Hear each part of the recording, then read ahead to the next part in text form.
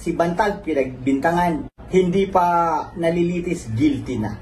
Si Arnie Tevez pinagbintangan, isang araw lang, guilty na. Si Pastor Kibuloy pinapaimbestigahan, guilty na, hindi pa naiimbestigahan, pinapatawag pa lang, guilty na. Pero si Lisa Araneta Marcos nadawit sa isang extortion issue, kaagad pinawalang sala ni Jean Fajardo ng PNP. Sobra na, tama na.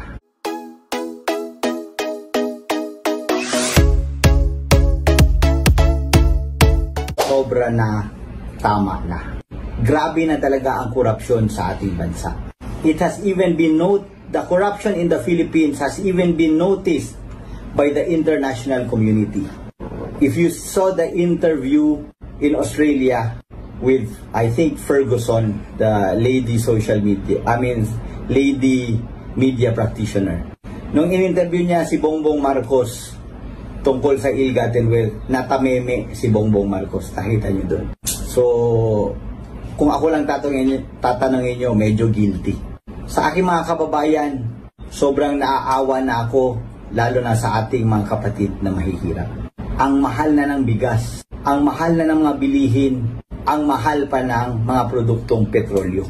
Pero kung makita nyo, ang nagpapatakbo na ating bansa, parang kumbaga walang pakialam. Biyahe lang ng biyahe, kumbaga para lang nagbabakasyon. 21 trips in 21 months. Kung ako yun, yung pera pang biyahe, pamigay ko lang sa mahihirap. Gawin kong tulong. Isa pa, ang dami ng drogang umiikot ngayon sa Pilipinas. Ang dami ng krimen. Isa pa, napansin ko, bakit pag ibang tao pinagbintangan, guilty na kaagad? Si Bantag pinagbintangan, hindi pa nalilitis, guilty na. Si Arnie Tevez pinagbintangan, isang araw lang, guilty na. Si Pastor Kibuloy pinapaimbestigahan, guilty na, hindi pa naiimbestigahan, pinapatawag pa lang, guilty na. Pero si Lisa Araneta Marcos nadawit sa isang extortion issue, kaagad pinawalang sala ni Jean Fajardo ng PNP. Bakit ganon? Ilan ba ang pinagbabatayan ng batas natin sa Pilipinas? Are there two sets of laws in the Philippines? Isa para sa mga may kapangyarihan, isa para sa ibang tao. Or isa para sa mga kakampi ng mga Marcos, isa para sa ibang mga tao. Di ba dapat sa isang bansa, isa lang ang sinusunod na batas? Dapat pantay-pantay sa lahat ng tao. Hindi ko rin maintindihan kung bakit ang ating Kongreso, kung saan ako ay miyembro, kahit tinanggal pa nila ako sa aking paniniwala, hindi karapat-dapat yon dahil hindi nabigyan ng due process. Hindi lang Kongreso, pati Senado hindi ko na maintindihan. Pag si Arnie Tevez, bawal ang Zoom. Pero ngayon, makita natin sa Senado at sa Kongreso, ang dami nang nagzo-Zoom. Yung mga kunwari witness nila, di ba? Bakit sila pinapayagan mag-Zoom? Sabay si Arnie Tevez, bawal mag-Zoom. So, double standard na naman. Again, tanong ko, ilan ba ang rules ng Senado? Ilan ang rules ng Kongreso? Dapat isang set lang ang rules ng mga chambers na ito. Nanggaling ako dyan eh. Alam mo, sobra na ang pang-aabuso ni Tambaluslos. Dapat na natin tong wakasan. Lahat pinagdidiktahan na nila. Lahat pinapakialaman na nila.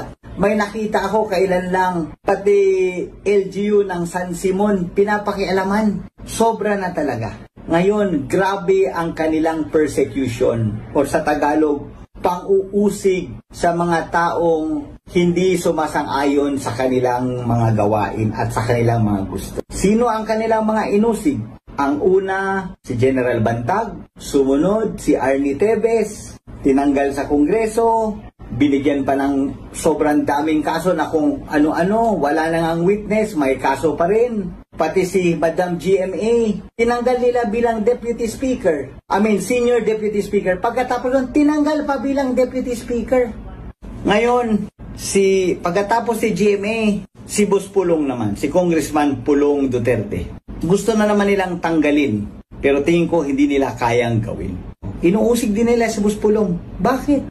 Pati si PRRD, inuusig nila. Pati si Vice President Inday Sara, sinisiraan at inuusig nila. Pati isang kagalang-galang na pastor nagsasamba at sa Bisaya nagsasangyaw, nagsispread ng word ng ating Panginoon, pati yun sinisiraan nila.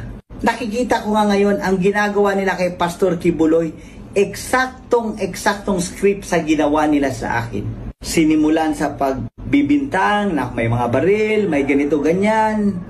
Hindi ako magtataka na malamang i-ready nila si Pastor Kibuloy. Pero siguro ngayon magdadalawang isip na sila dahil syempre alam nilang obvious na masyado yung ginagawa nila. Dahil lang ba ang SMNI ay nagsasabi ng katotohanan at ayaw sumunod sa ibang mainstream media na sila lang ang parating nilalabas sa balita, ang administrasyon lang. Ito, sobra na talaga to. Sobra na. Alam nyo, hindi lang opisyal ang kanilang inuusig. Imagine, pati vloggers inuusig nila. Ang mga banateros, inuusig nila.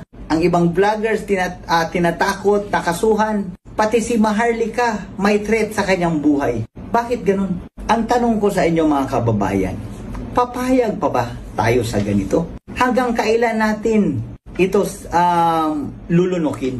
Ang kanilang paglalabastangan, ang kanilang sa Bisaya, pagpanunog, pang-aapak pala sa Tagalog, sobra na talaga.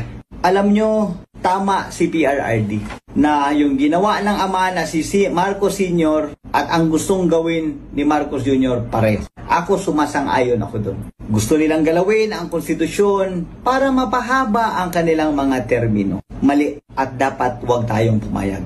Ang aking panawagan sa lahat, tayo ay magkaisa, laban para sa bayan. Let us protect the Constitution. Protektahan natin, samahan natin si Pastor Kibuloy, si Ma'am Inday Sara, ipaglaban natin si Ma'am GMA na huwag nilang apak-apakan, at pati ang mga vloggers at ang lahat ng mga tao na ang kagustuhan lang naman ay maging tama at gumanda ang buhay ng bawat Pilipino. Dapat tayong magkaisa at ipaglaban natin ang tama. Laban tayo para sa bayan.